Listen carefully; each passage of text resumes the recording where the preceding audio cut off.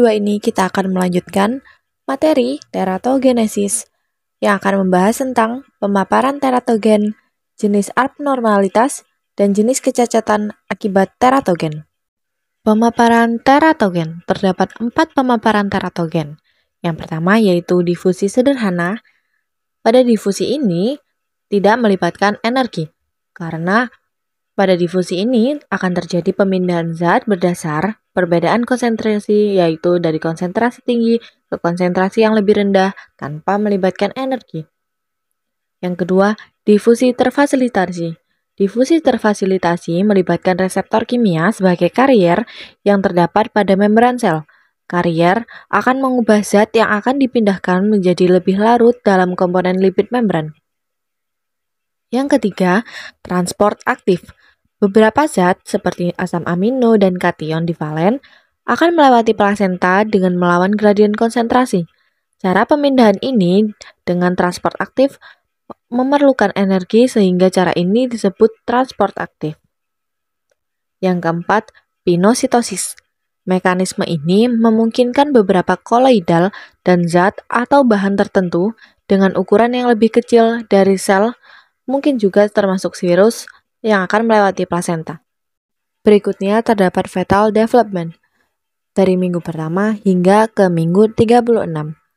Pada minggu pertama hingga minggu kedua masih terjadi pembentukan sederhana atau bisa dibilang dengan embryogenesis.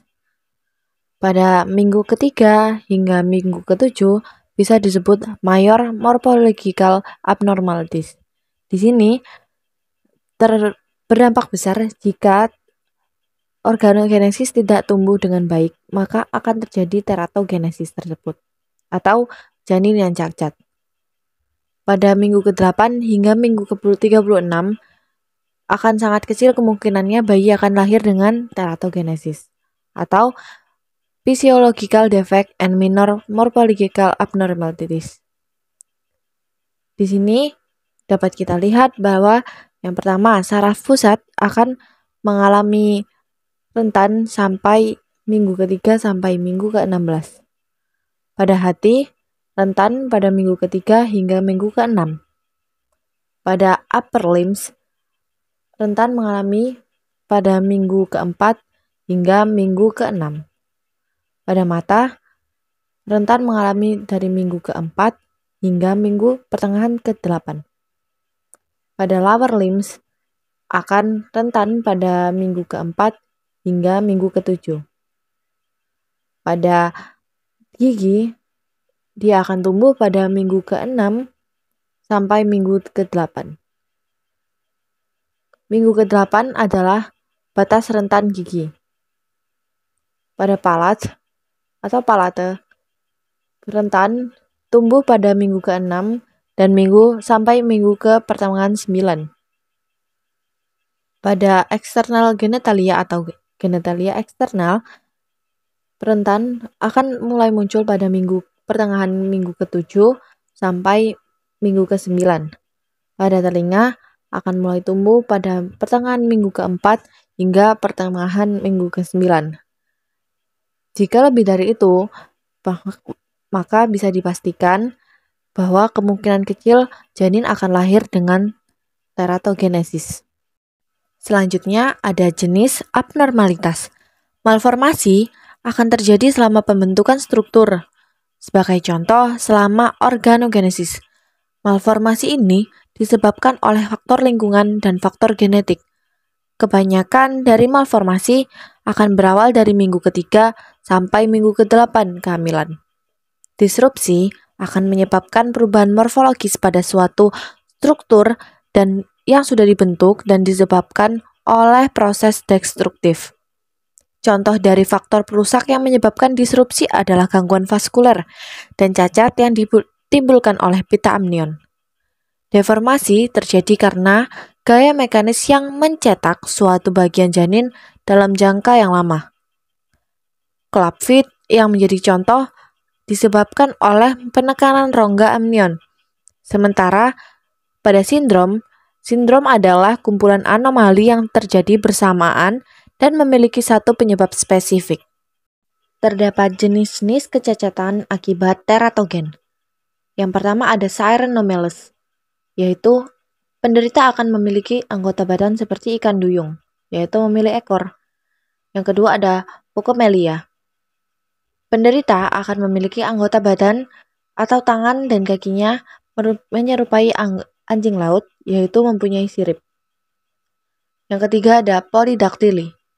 Penderita akan memiliki jari yang lebih dari 5. Biasanya akan memiliki jari 6, bercabang atau membentuk sejajar. Selanjutnya ada jari buntung. Di sini penderita akan memiliki jari-jari buntung sejak lahir, lalu tak berjari. Penderita akan pada kaki dan tangannya tidak memiliki jari-jari sejak lahir. Yang selanjutnya yaitu memiliki ekor. Penderita tetap memiliki tangan dan kaki, namun ekor akan tumbuh dari tubuhnya. Jenis kecacatan selanjutnya yaitu ada dwarfisme. Di sini penderita akan memiliki tubuh serta anggota tubuh yang kecil atau kerdil. Lalu ada kretinisme, di mana penderita akan mengalami kelainan pertumbuhan dan mengalami keterbelakangan mental. Yang terakhir ada gigantisme. Di sini penderita akan memiliki tubuh serta anggota tubuh yang besar seperti raksasa. Di sini saya menggunakan jurnal pendukung yang berjudul What is the timeline of important event during pregnancy that may be disrupted by a teratogenic exposure yang diteliti dan ditulis oleh Stephen B. and Gary C. Penelitian ini dilatar belakangi karena banyaknya peristiwa yang terjadi selama perkembangan prenatal yang sangat penting untuk keberhasilan kehamilan dan melahirkan anak-anak yang sehat. Dengan demikian, ahli embriologi dan teratologi mengidentifikasi tonggak kehamilan, periode dan fase selama peristiwa penting terjadi. Perkembangan normal konseptus, zigot, blastokista, embrio, dan janin bergantung pada tahap perkembangannya. Ditambah membran pendukung dari plasenta dapat dipengaruhi oleh kesehatan dan nutrisi ibu yang buruk, mutasi genetik, pajanan terhadap agen eksogen atau kombinasi dari faktor-faktor tersebut. Pada penelitian ini, terdapat rumusan masalah, yaitu bagaimana garis waktu peristiwa penting selama kehamilan yang mungkin terganggu oleh paparan teratogenik. Penelitian ini bertujuan untuk menganalisis garis waktu peristiwa penting selama kehamilan yang mungkin terganggu oleh paparan teratogenik.